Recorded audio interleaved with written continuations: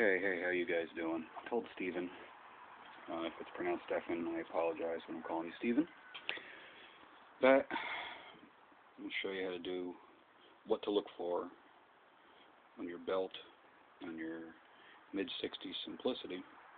The BGB belt to the transmission belt is not releasing. You're going to look for a couple things. This one, 65 here that I'm fiddling with, that silver spring.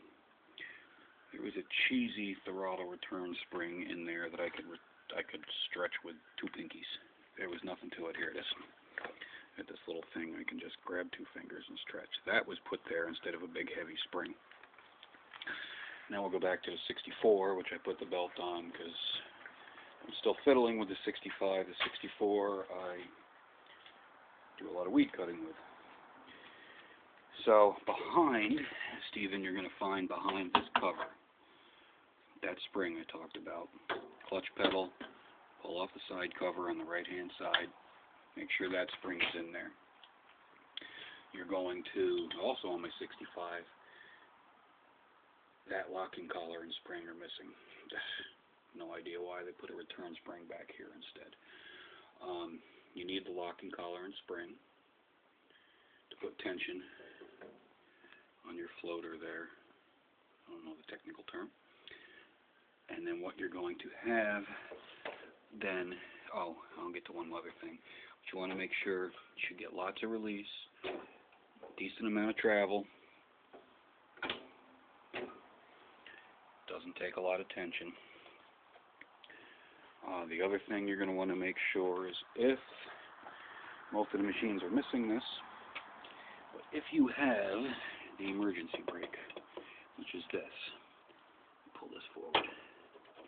See that metal block in there? What that is, it's a rectangular tube with a thread in it, and then there is a round tube that slides over this shaft. So when you twist this into the brake down, you lock your brake pedal in place. When you twist this, you lock your brake pedal in place.